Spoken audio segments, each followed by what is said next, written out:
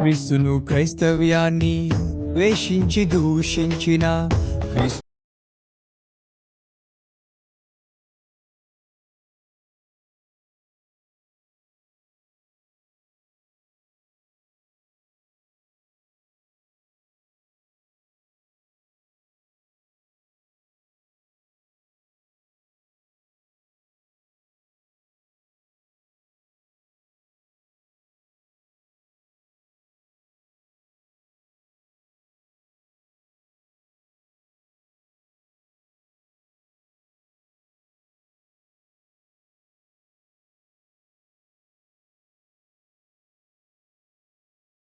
ఒక అన్యుడు వచ్చి ఇంకొకడు వచ్చి చెప్తాడా నీకు?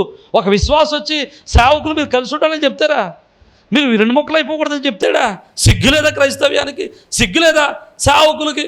సంఘము లోకానికి మాదిరిగా ఉండాల్సింది పోయి లోకం వచ్చి సంఘానికి నీతులు చెప్పాల్సిన పరిస్థితి వచ్చింది ప్రస్తుత కాలంలో. సేవకుడు మాదిరిగా ఉండడం మానేసి సేవకుడు అనేక మంది చెప్పించుకోవాల్సిన పరిస్థితి వచ్చింది ప్రస్తుత కాలంలో.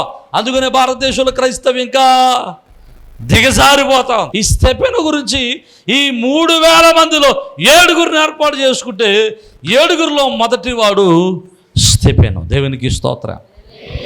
ఈ స్టెఫెనుకు కొన్ని లక్షణాలు ఉన్నాయి. స్టెఫెను చేసినటువంటి కొన్ని పనులు చెప్తాను చూడండి. స్టెఫెనుకి ఉన్నటువంటి లక్షణాలను బట్టి దేవుడు అతను కొన్ని ఆధిక్యతలు ఇచ్చాడు. ఏంటి ఆధిక్యతలు అంటే, ఒకటి, అతడు దేవుని యొక్క కృపచేత నింపబడ్డాడట. ఎలాగండి? దేవుని యొక్క కృపచేత నింపబడ్డాడు. అతడు దేవుని యొక్క కృపచేత నింపబడ్డాడు కనుక ఆ స్టెఫెను ఎక్కడికి వెళ్ళినా, ఎక్కడ ప్రార్థన చేసినా అక్కడ అద్భుతాలు జరుగుతున్నాయట. ఇప్పుడు సంఘంలో పెద్ద అయ్యాడు ఎవరు? స్టెఫెను. సంఘంలో పెద్దగా అయినటువంటి స్టెఫెను ఇప్పుడు ఎక్కడికి వెళ్ళినా అక్కడికి ప్రార్థన చేస్తారు, అక్కడ ఏం జరుగుతున్నాయి? అద్భుతాలు జరుగుతున్నాయి. దేవునికి స్తోత్రం.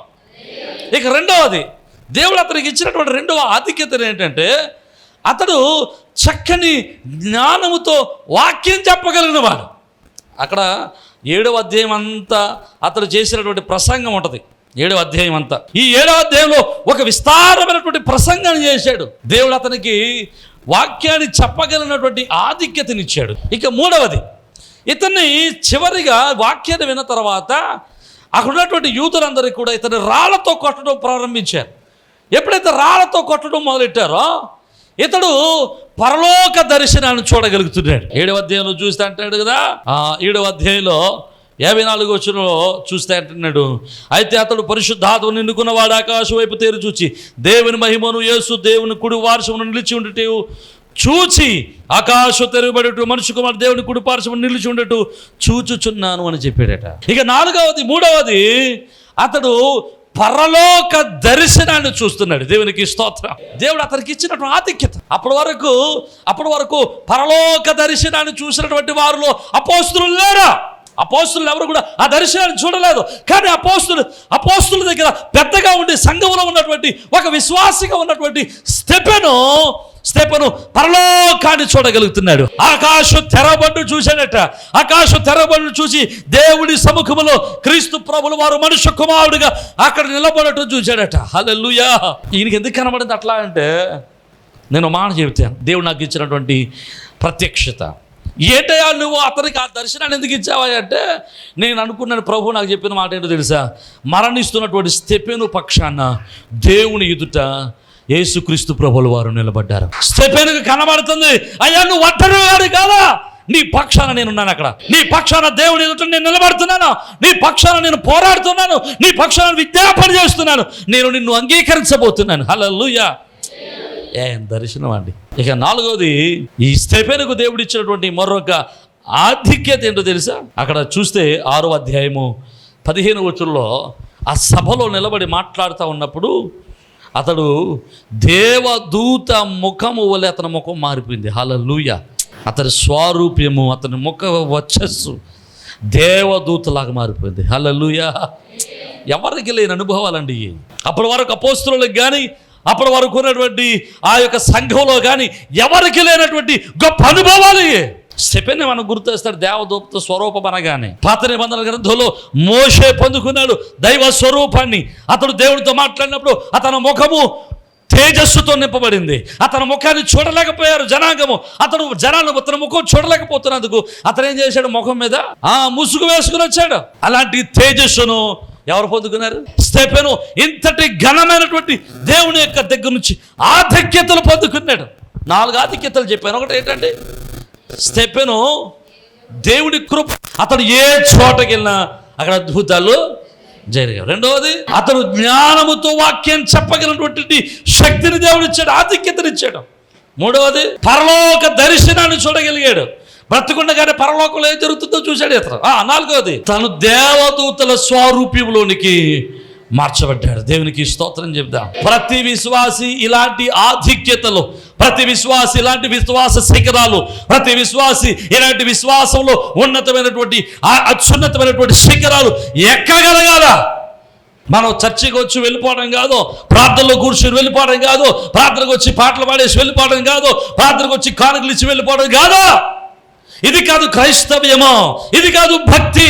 మన విశ్వాస జీవితము దినదినము ఏం చేయాలి? అభివృద్ధి చెందుతూ ఉండాలి. హల్లెలూయా. విశ్వాసంలో కూర్చున్నటువంటి ఆ యొక్క స్తెఫెను పెద్దల్లోకి వచ్చినటువంటి స్తెఫెను అద్భుతాలు చేయడం మొదలెట్టినటువంటి స్తెఫెను వాక్యం చెప్పడం మొదలెట్టినటువంటి స్తెఫెను దేవుని యొక్క స్వరూపంలోకి మార్చబడ్డాడు. దేవుని స్వరూపంలోకి మార్చబడినటువంటి స్తెఫెను పరలోక దర్శనాన్ని చూడగలుగుతున్నాడు. నీ విశ్వాసం ఎక్కడుంది? నీ భక్తి ఎక్కడుంది? ఎక్కడుంది నీ యొక్క జీవితం? ఎక్కడుంది నీ ఆత్మీయ జీవితం? ఎక్కడ ఆగిపోయావు నువ్వు? ఒకవేళ మనలో గాక ప్రాముఖ్యంగా ఈ 4 లక్షణాలే ఉన్నాయనుకోండి. ఏ లక్షణాలు? అద్భుతాలు చేసే శక్తి, ప్రసంగం చేసే శక్తి, దేవుని స్వరూపంలో మార్చబడినటువంటి శక్తి, దర్శనాలు చూసే వరం కానీ ఉంది. ఈ 4 ఉన్నాయా? 4లో ఏ ఒకటి తక్కువైనా పర్లేదు రేటు. ఈ 4 గొట్లు ఏమున్నా కానీ నువ్వేమైపోతావు తెలుసా? ఆయన ముందుగానే వచ్చేది పాస్టర్ అయిపోతావు. ఇంకో దరిద్రం ఏంటంటే మనమే పెట్టేస్తాం వాళ్ళకి పాస్టర్ గారు. ఒక విశ్వాసి విశ్వాసంలో ఉన్నత శిఖరాలు ఎక్కాలని తాపత్రయపడుతూ ప్రార్థన ఎక్కువ చేస్తూ విశ్వాసంలో బ్రతుకుతూ ప్రార్థనాపూర్వకంగా ఉంటూ ఆత్మవరాలు కలిగి ప్రార్థన చేసుకుంటూ వాక్యం చెప్పడానికి ఇష్టపడుతూ వాక్యం చెబుతూ ఉంటే మనమేనేస్తాం. రే పాస్టర్ గారు అయిపోయింది నువ్వు అంటాం. వీడికి లేనిపోయిన ఆశలన్నీ మనమే పెడతాం. అది దరిద్రం. లేదండి, లేనిపోయిన ఆశలన్నీ మనం పెట్టి వాడిని గెట్టేసి ఆయన ఆకాశంలో ఆ మధ్యలో వదిలేసి వచ్చేస్తాం. మనం చాలామంది ఇలాగే చేస్తున్నారు. ఎవరిని ఏ విధంగానూ వారుకున్నటువంటి విశ్వాసాధిక్యతను బట్టి వారి యొక్క స్టేటస్ మీరు లెక్కేయద్దు. ప్రతి విశ్వాసి ఒక సేవకుల్లాగే ఉండాలి. ప్రతి విశ్వాసి ఒక దర్శన భావాలు కలిగి ఉండాలా. ప్రతి విశ్వాసి క్రీస్తు స్వరూపంలో మార్చబడాలి. ప్రతి విశ్వాసి దేవుని యొక్క ఆత్మచేత నింపబడాలా. ప్రతి విశ్వాసి వాక్యం చెప్పగలగాల. వాక్యం చెప్పే వాడందరూ సేవకులు కాదా? ప్రతి విశ్వాసి వాక్యం చెప్పగలిగిన వారై ఉండాలి. హల్లెలూయా. ప్రతి విశ్వాస అడుగు పెడితే చాలు దెయ్యాలు పారిపోవాలి. హల్లెలూయా.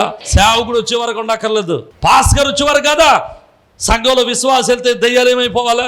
రోగాలు పారిపోవాలా. మీరు విశ్వాసులుగా అడుగు పెడితే అక్కడున్న స్థలము దేవుని యొక్క శక్తి చేత నింపబడిపోవాలా. దేవుని యొక్క మహిమ ఆ స్థలంలో దిగి వచ్చేయాలా. సేవకునికి ప్రతిరూపంగా ఉండాలి. క్రీస్తు స్వరూపంలోనికి సంఘము మార్చబడును గాక. ప్రతి విశ్వాసి ఈ స్థితిలోనికి రావాలంటే 3 లక్షణాలు కావాలి. స్తెఫెనులో ఉన్నటువంటి ఈ 3 లక్షణాలు నేను టక్క చెప్తాను. జాగ్రత్తగా వినడానికి ప్రయత్నం చేయండి. మొదటిది, స్తెఫెను కలిగి ఉన్నటువంటి లక్షణాల్లో మొదటిది చెప్తున్నాడు చూడండి. 6వ అధ్యాయము 5వ వచనంలో ఈ మాట జనసమూహమంతటికి ఇష్టమైనందున వారు విశ్వాసముతోనూ పరిశుద్ధాత్మతోనూ నిండుకున్న వాడైన స్తెఫెను దేనితో నింపబడ్డాడటండి? విశ్వాసంతో నింపబడ్డాడు. అతని జీవితం అంతా విశ్వాసమే. విశ్వాసం అంటే ఏంటి? విశ్వాసం అంటే నమ్మకం. దేని మీద నమ్మకం? దేవుని మీద నమ్మకం. ఈరోజు మన విశ్వాసమే కానీ మనలో ఏమాత్రం కూడా విశ్వాసం ఉండటం లేదు.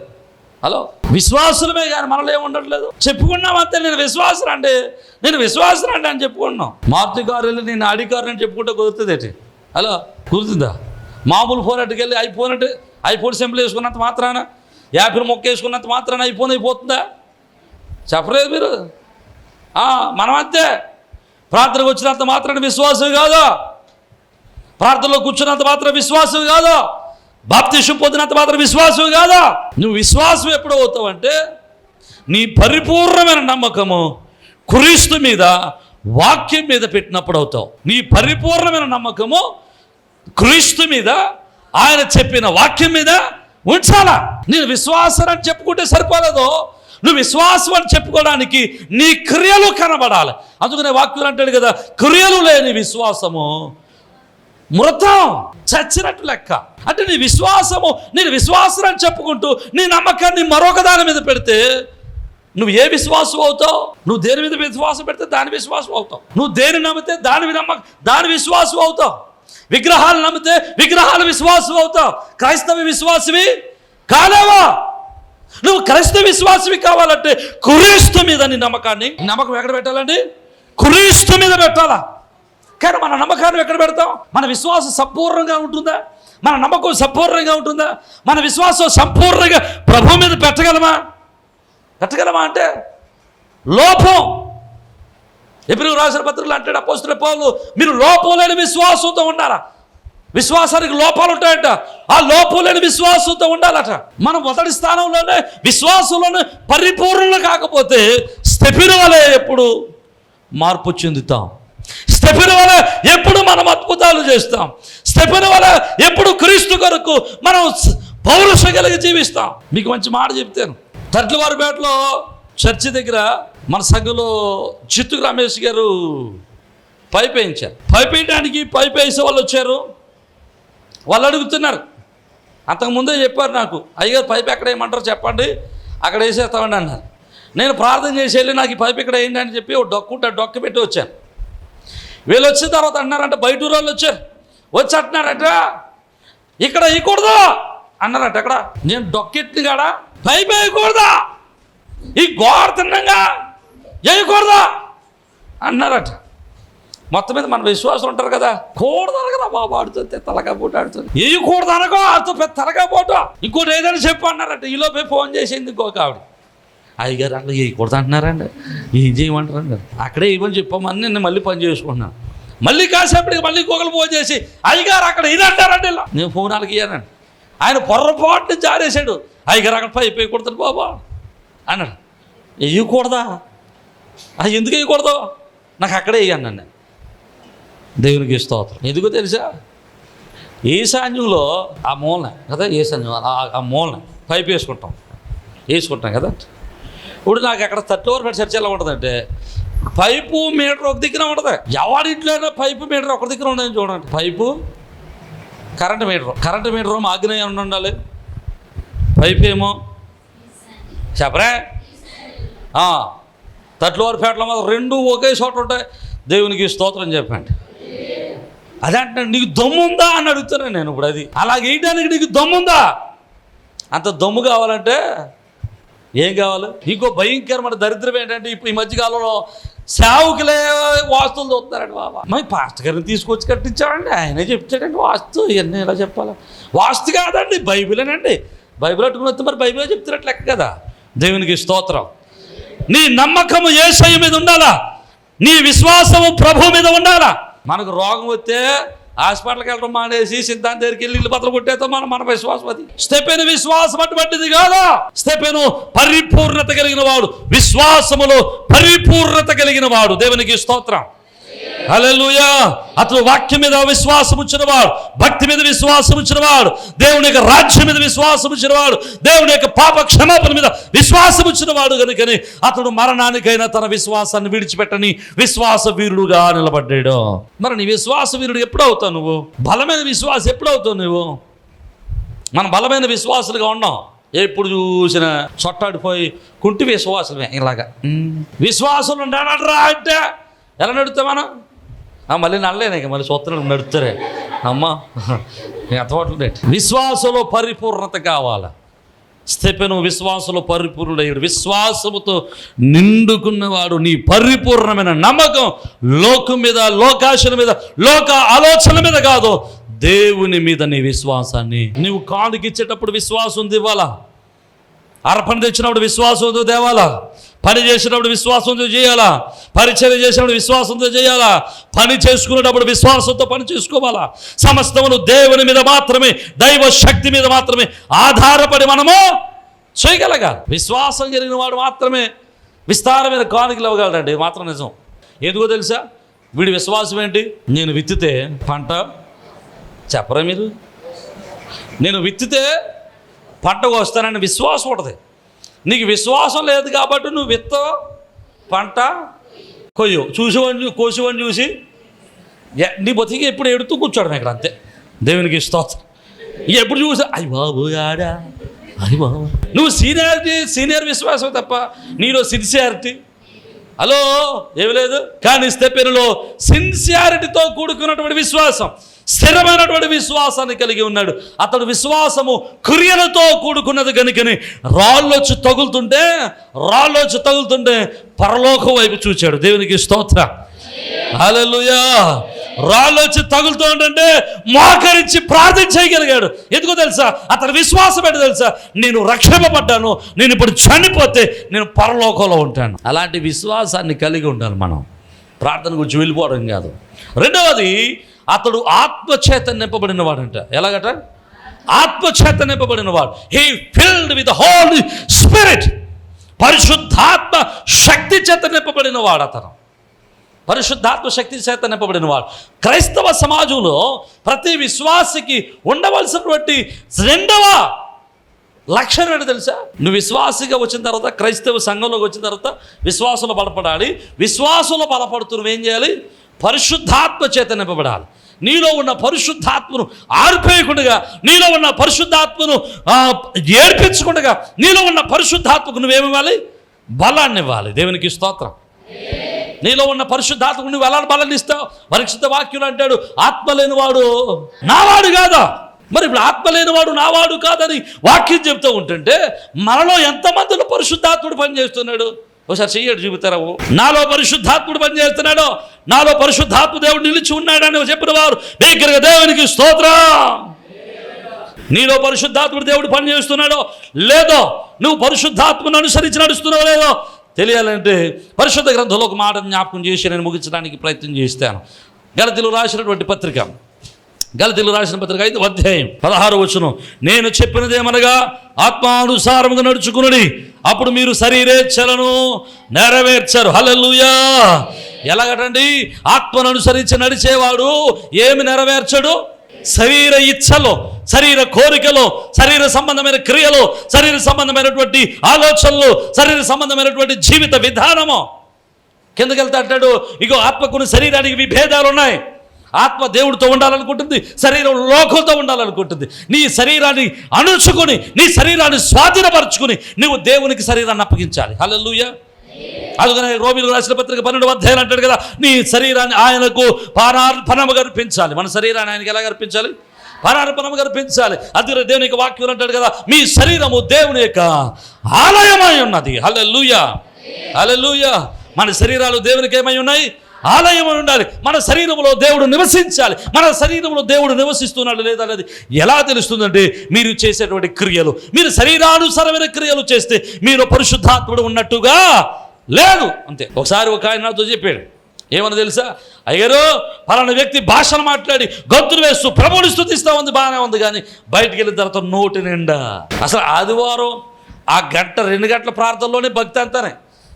ప్రార్థన అయిపోయినట్టునే ఇంటికి వెళ్ళినట్టునే మొదలెడుతుందంటే సుప్రభాతమే. ఇక సుప్రభాతం అనాలో ఇంకోటి అనాలో నాకు తెలియదు. కానీ మొత్తం మీద రికార్డింగ్గా ఈ పక్కని ఆ పక్కని ఇంటి వెనకలో ఇంటి ముందర భర్తనే పెడతాట, బండా బూతులన్నీ తిడతా ఉంటుందట. ప్రార్థనకు వస్తే మాత్రం భాషలతో మాట్లాడుతుంటా. ఆత్మతో నింపబడిన వాడు అయితే నువ్వు శరీరేచ్ఛలను నెరవేర్చవో, శరీర కోరికలు తీర్చుకోవడానికి ఇష్టపడవో, శరీరాన్ని క్రీస్తుకు అప్పగించి నీ శరీరాన్ని, దేహాన్ని క్రీస్తుకు పానార్పణముగా అప్పగించి ప్రభు ఆత్మచేత నీ శరీరం నింపబడుతుంది. హల్లెలూయా.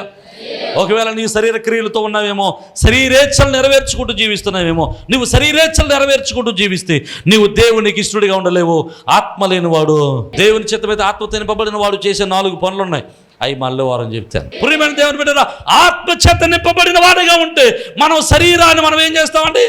స్వాధీనపరచుకుంటాం. అందుకు అపోస్తలుడు పౌలు అంటాడు కదా, నేను ప్రకటించి నేను గాలికి ప్రయాసపడినట్టుగా కాక ఉండకూడనట్లు నా శరీరాన్ని నేను లోపరుచుకుంటున్నాను అంటాడు. దేన్ని లోపరుచుకుంటున్నాడు? శరీరాన్ని లోపరుచుకోవడం ఏంటి? శరీరాన్ని ఎలా కంట్రోల్ చేసుకోగలుగుతాడు? నన్ను ఎలా కంట్రోల్ చేసుకోగలుగుతానండి? అంటే శరీరం వేరు, నేను వేరండి. హలో, శరీరం వేరు, నేను వేరు. నేను ధరించుకున్న వస్త్రమే శరీరం. నేను ఈ భూమి మీద జీవించడానికి పోయి ఒక 70 సంవత్సరాలు 80 సంవత్సరాలు నేను ఈ భూమి మీద తిరిగి దేవుని పని చేయడానికి దేవుడు నాకు ఇచ్చినటువంటి ఒక వాహనమే ఈ శరీరం. ఈ శరీరాన్ని దేవుడు నాకు ఇచ్చాడు. ఈ శరీరంతో ఉన్నప్పుడు దేవుని పని చేయరా బాబు, దేవుడు నీకు అప్పగించిన పని చేయరా బాబు అని ప్రభువు నన్ను ఈ లోకానికి పంపిస్తే ఈ శరీరం చెప్పినట్లు నేను చేస్తే ఈ లోకానికి కట్టుబడిన వాడిని అయి ఉంటాను. కానీ ఈ శరీరాన్ని నేనేం చేయాలంటున్నాడు అపోస్తలుడు పౌలు? లోపరుచుకుంటున్నాను. We have to take over the control over the body. మన శరీరం మీద we have to take control over the body. మన శరీరం మీద కంట్రోల్ తెచ్చుకోవాలి. అది ఎట్లా నడమంటే ఎవరా? ఎట్లా నడమంటే ఎట్లో ఏ చేయమంటే అది, ఏ తినమంటే అది, ఏ తాగమంటే అది, ఏది ఎక్కడికి బొద్దులేయమంటే అక్కడికి, ఎక్కడ పొరుగెత్తమంటే అక్కడ పొరుగెడితే నువ్వు ఎవరి కంట్రోల్లో ఉన్నట్టు? శరీరం కంట్రోల్లో ఉన్నట్టు. కానీ నీ శరీరాన్ని నీ కంట్రోల్లో పెట్టుకుని అది పరిశుద్ధాత్మకు ఆలయంగా చేస్తే అప్పుడు ప్రభువు చెప్తాడు నువ్వు ఎక్కడికి వెళ్ళాలో, ఎక్కడ కూర్చోవాలో, ఏం మాట్లాడాలో, ఎలా మాట్లాడాలో, ఏ మాటలు పలకాలో, ఎలాంటి చూపు చూడాలో, ఎలా మాట్లాడాలో అన్నీ అన్నీ అన్నీ అన్నీ కూడా అన్నీ ఆయనే నేర్పిస్తాడు. అర్థమైన వారు దేవునికి స్తోత్రం చెప్పాడు. హల్లెలూయా. మరి ఎంతమంది పరిశుద్ధాత్మతో నింపబడి పరిశుద్ధాత్మ కంట్రోల్లో ఉన్నారు ఇక్కడ? పరిశుద్ధాత్మ అభిషేకం చేత నింపబడి పరిశుద్ధాత్మ నింపుదలను పొంది పరిశుద్ధాత్మ చేత నడిపించబడుతున్నారు మీరు. అందుకనే స్టెఫెను పరిశుద్ధాత్మతో నింపబడిన వాడు కనుకనే అతడు ఏ చోటకి వెళ్తే ఆ చోట దేవుని యొక్క అద్భుత కార్యాలు జరుగుతుండేవి. దేవునికి స్తోత్రం. హల్లెలూయా. ఇక మూడవది పరిశుద్ధాత్మతో నింపబడినటువంటి అతడు స్టెఫెను అతనికి ఉన్నటువంటి మూడవ గొప్ప లక్షణం ఏంటో తెలుసా? అతడు అంత ఆధిక్యత కలిగిన వాడైనప్పటికీ దేవుని యొక్క సంఘములో పరిచర్య చేస్తున్నాడు. ఎక్కడ పరిచర్య చేస్తున్నాడు అంటే సంఘంలోని ఎలాంటి పరిచర్య చేస్తున్నారు? నువ్వు పెద్ద కదా, నీకు దర్శన వరం ఉంది కదా, నీకు ఆత్మవరం ఉంది కదా, నీకు కృపావరం ఉంది కదా, నువ్వు వాక్యం చెప్పగలుగుతున్నావు కదా, నువ్వు పరిశుద్ధాత్మ చేత నింపబడిన వాడు కనుక నువ్వు బలమైన విశ్వాసం కదా, నువ్వు వచ్చి నా పక్కన కూర్చోమనలేదు పాస్టర్ గారు. హలో, నువ్వు వచ్చి నా పక్కన కూర్చో, మైకి ఇచ్చుకుని వాక్యం చెప్పు అనలేదు. ఏమన్నారు? వెళ్ళి భోజనాలు వాళ్ళ దగ్గర భోజనాలు వడ్డించి. ఇన్ని లక్షణాలు నీలో ఉంటే భోజనాలు వడ్డిస్తావా? ఇన్ని లక్షణాలు నీలో ఉంటే చీపురు కట్టట్టుకుని చచ్చి తుడుతావా? నువ్వు నీకు వచ్చిన కోములకి ఎవరికి ఉండవు కదా. అందుకనే నేటి కాలంలో క్రైస్తవ్యం సెలబ్రిటీ సంఘాలు అయిపోయాయి. సెలబ్రిటీస్ క్రైస్తవులు కూడా సెలబ్రిటీస్గా పిలువబడుతున్నారు. కారణం ఏంటి? ఇదే. వీళ్ళకి దేవుడు ఇచ్చిన ఆధిక్యతను వాడుకొని సెలబ్రిటీస్ అయిపోతారు తప్ప దేవుని కొరకు పరిచర్య చేయడానికి నడుము వంచట్లేదు. వారికి ఇచ్చిన దేవుడు ఇచ్చినటువంటి ధనాన్ని పరిచర్యకు వాడలేకపోతున్నారు. కారణం ఏంటి తెలుసా? వారు సుఖానుభవానికి అలవాటు పడిపోయి దేవుడి కొరకు పరిచర్య చేయడానికి ఎంత మాత్రం ఇష్టపడలేదు. కానీ స్టెఫెను అన్ని ఆధిక్యతలు ఉన్నప్పటికీ స్టెఫెను ఎక్కడ పనిచేస్తున్నాడంటే దేవుని మందిరంలో విశ్వాసులు భోజనం చేసి బల్ల దగ్గర పనిచేస్తున్నాడు. స్టెఫెనులో మూడవది ఏంటో తెలుసా? తనను తాను తగ్గించుకున్నటువంటి గుణం, దీనత్వం అనేటువంటి మనస్సును కలిగి ఉన్నాడు. దీనత్వాన్ని అతడు ధరించుకున్నవాడై ఉన్నాడు. క్రీస్తు కలిగి ఉన్న దీనత్వం మనస్సును ఆయన ధరించుకున్నాడు స్టెఫెను. ఎంత దీనత్వం అండి, ఎంత దీనత్వం. ఈరోజు మనం ఎంతటి దీనత్తులుగా ఉన్నాం, ఎంత దీనత్వాన్ని కలిగి ఉన్నాం, మనం ఎంతటి తగ్గింపుతనాన్ని కలిగి ఉన్నాం, మనం ఎలాంటి దీన మనస్సు కలిగి ఉన్నాం. క్రీస్తు కలిగి ఉన్న ఈ మనస్సును మీరును కలిగి ఉన్నట్టున్నాడు. మరి మనం కలిగి ఉంటున్నావా దీన మనస్సు? ఎప్పుడు మనల్ని మనం బూస్ట్ చేసుకోవటమే, మనల్ని మనం హెచ్చించుకోవటం, మనల్ని మనం అధికులుగా చేసుకోవటం, మనల్ని మనం గొప్పవారుగా చెప్పుకోవడమే తప్ప ఎప్పుడు కూడా మనం ఎదుటివాడిని గనుడిగా ఎంచలేదండి. మనం ఎప్పుడైనా మీ ఎదుటివాడిని గనుడిగా ఎంచారా మీరు? ఎప్పుడైనా? చాలా పర్యాయాలు నన్ను చాలామంది అడుగుతుంటారు. అప్పుడప్పుడు మా పిల్లలు కూడా అడుగుతుంటారు. నాకన్నా పెద్దోళ్ళు వచ్చి నన్ను ఏమని పిలుస్తారంటే అప్పుడప్పుడు, అన్నా బాగున్నారా అంటాడు. మా పిల్లలు అంటారు, లేకపోతే సంఘస్థుల పిల్లలు అంటారా, అదేంటన్నా ఆయన నీకన్నా బాగా పెద్దోడు కదన్నా, నిన్న అన్నట్టు ఏంటన్నా, అదేంటన్నా నిన్న అన్నంటారు ఏంటన్నా, పెద్దోడు కదా, తొమ్మిది అనొచ్చు కదా. It's not relation. అది అన్నట్టు నీకన్నా పెద్దోడని కాదు. నేను వయసులో అతనికంటే చిన్నోడై ఉండొచ్చు, కానీ వాట్ ఈస్ డూయింగ్ ఈజ్ అతను ఏం చేస్తున్నాడంటే క్రీస్తువును నన్ను ఘనపరుస్తున్నాడు. దేవునికి స్తోత్రం. నేను రివర్స్ ఏమంటాను తెలుసా? నన్ను అన్న అన్నప్పుడు తమ్ముడు అన్న నేను సేమ్ థింగ్ విల్ హ్యాపెన్. నేను కూడా అతను ఏమంటా తెలుసా? అన్నా. దేవునికి స్తోత్రం. పరిశుద్ధ గ్రంథంలో అదే అంటున్నాడు, మీరు ఒకరినొకరు గనులుగా ఎంచుకోనండి. ఎదుటివాడికంటే నువ్వు దీనుడిగా ఎంచుకోవాలా, ఎదుటివాడికంటే నువ్వు తక్కువవాడిగా ఎంచుకోవాలా. ఇదే క్రీస్తు తత్వం, క్రైస్తవత్వం. నువ్వు తగ్గించుకున్నప్పుడు మాత్రమే నువ్వు హెచ్చింపబడతావు. తగ్గించుకోండి, నువ్వు హెచ్చించబడటం అసాధ్యమో.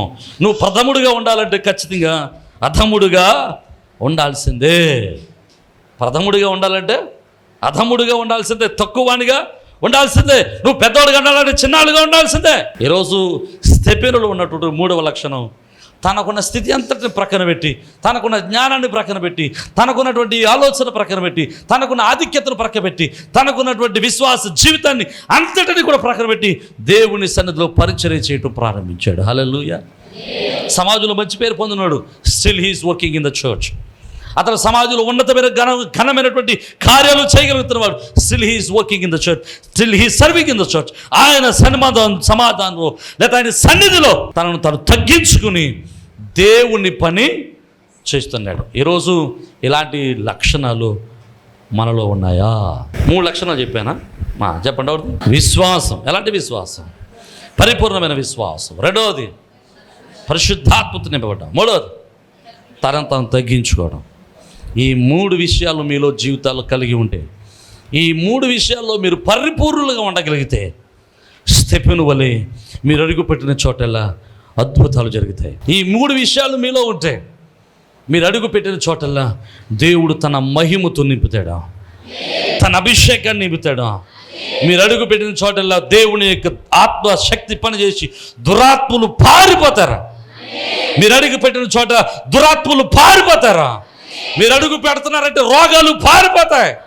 మీరు అడుగు పెడుతున్నారంటే అక్కడ దేవుని యొక్క శక్తి దిగి వస్తుంది. మీరు అడుగు పెడితే చాలా అక్కడ కన్నీరు ఆనంద బాష్పాలుగా మార్చబడతాయి. ఇవన్నీ సేవకుడు చేయడం కాదండి. ఎవ్రీ క్రిస్టియన్, ప్రతి విశ్వాసి కూడా ఇవన్నీ చేయగలిగినటువంటి సామర్థ్యతలోనికి రావాలి. అర్థమైన వారు దేవునికి స్తోత్రం. ఒకవేళ ఈ సామర్థ్యతలు అన్నీ ఉన్నవాడు మీకు కనబడితే వాడిని పూసుకుని పాస్కర్ అనేకండి. మనం బాగా సరదా కదా పాస్కర్ అనేవాకండి. ఏమో వాడు విశ్వాసం ఏమో నీతో సమానుడేమో, సంఘంలో ఒక విశ్వాసం. అలా ఉన్న వాళ్ళందరి దగ్గరికి వెళ్ళి అయ్యో మీరు ప్రార్థన చేస్తారు, ఒకరు తగ్గిపోతారు, నడిచేది మీ ఎరకలు వచ్చేది అనవాకండి. మీ జీవితాలు జాగ్రత్త, విశ్వాస జీవితాలు జాగ్రత్తగా కట్టుకోనండి. మీరు ప్రభువుకు లోబడండి. దేవునికి స్తోత్రం. హల్లెలూయా. నేను ఆశిస్తున్న విషయం ఏంటో తెలుసా? నేను ఆశిస్తున్నాను మీరు స్తెఫెను వలె ఆత్మజ్ఞానం పొందాలి. స్తెఫెను వలె మీరు వెళ్ళిన చోట అద్భుతాలు జరగాలి. స్తెఫెను వలె మీరు మంచి వాక్యం చెప్పగలిగిన వాగ్దాటి కలిగి ఉండాలా. స్తెఫెను వలె మీరు పరలోక దర్శనాలు చూడగలగాల. ఒక్కొక్కరు ఒక్కొక్క సేవకుడిగా సేవకురాలుగా ప్రపంచానికి కనబడుదురుగాక. క్రీస్తు సువార్త ప్రకటించు క్రీస్తు స్వరూపిలోనికి మీరు మార్చబడుదురుగాక. తల వంచండి, ప్రార్థన చేద్దాం.